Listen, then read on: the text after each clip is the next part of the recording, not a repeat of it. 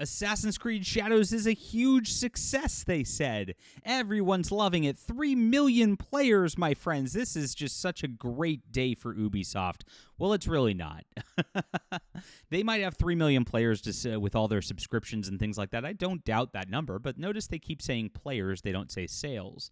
And if you look at the Steam numbers, it's dismal, and this game is dying on the vine. People were not that interested in it. They're done with it a week later, and it's not getting that sort of critical mass that Ubisoft needs to save itself. Now, Ubisoft got rescued. Tencent, we know, injected over $1 billion into this company, and because of that, they're going to survive, but this really is the end of an era for them controlling their own properties, and the new properties like Assassin's Creed, Rainbow Six, and the like are now going to be done by Chinese developers, and we're going to see a big change in the series.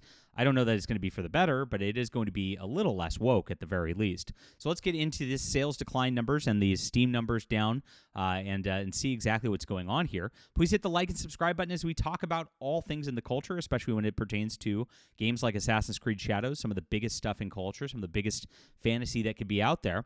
And I'm a fantasy writer myself, my friends, and I wrote a beautiful sword and sorcery story that would make a great video game. I hope somebody adapts it at some point. This is called The Demon's Eye. It's got a strong male lead. It's got a fight against evil. It's got a rescuing of a princess.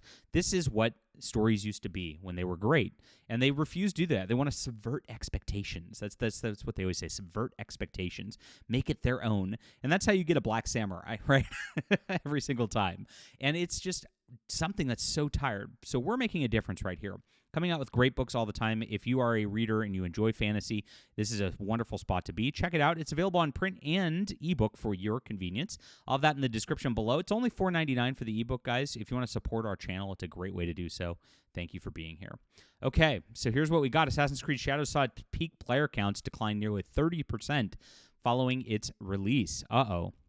Its recent 24-hour peak over the weekend only hit 46,000. Oh my gosh, that's a 28.8% decline from the game's peak a week ago. You can see that it's just done. The trend numbers are not looking good as it goes into the week. Off of the weekend, you get the weekend bump a little bit. That's all they had. And it's going to drop even more and be even smaller for the next week, which means that this game's not going to be attracting new players. It's the word of mouth of it's dying. Now, from what I understand, all of the Steam numbers also, people are not watching Assassin's Creed streaming or anything like that. There was a huge uptick at the very beginning for the streaming on Twitch and the like because everybody wanted to tune in and see the train wreck. And that's exactly what we got. Everybody wanted to look, is this the train wreck everybody thought it was? They confirmed it was. They confirmed it's woke. You got this black guy who's romancing a they-them dude in Japan. I mean, this is exactly what they were trying to put out there, and they didn't have a choice on the story. I mean, the story was pretty much set in stone because of the moves they put into place, and nobody wanted that kind of thing. A complete dud, obviously. And so this is what they get after that whole train wreck has been tuned into, after people saw it. And of course, I love the ending of it, like where you have this like stupid easy boss battle where you're fighting against a white male. It's like, oh, stunning and brave. Why set this in Japan? I mean, it just doesn't make any sense. But that's what they wanted to do. They had wanted to have the black guy beat up the white dude at the end. That is the ultimate stunning and brave message. I'm glad that they did something so woke. It was so much fun. Clearly that nobody wanted to play it after they found out what was going on in this. For comparison, Dragon Age the Veilguard had a peak concurrent player count of 89,000 on the first Sunday, and then it dropped very similarly to 61,000 at 31%. And so if this follows the exact same trends, you could see exactly the slope here. We're going to have a first week, second week, third week, and it's going to be that cut of players.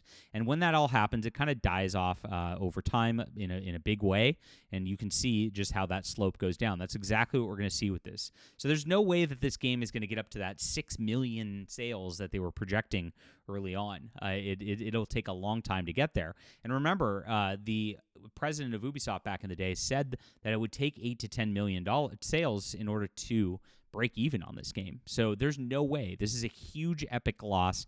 Absolutely crazy. Ubisoft's not provided direct sales data whatsoever. They keep going out with this 3 million players, whatever that means, and it doesn't mean anything.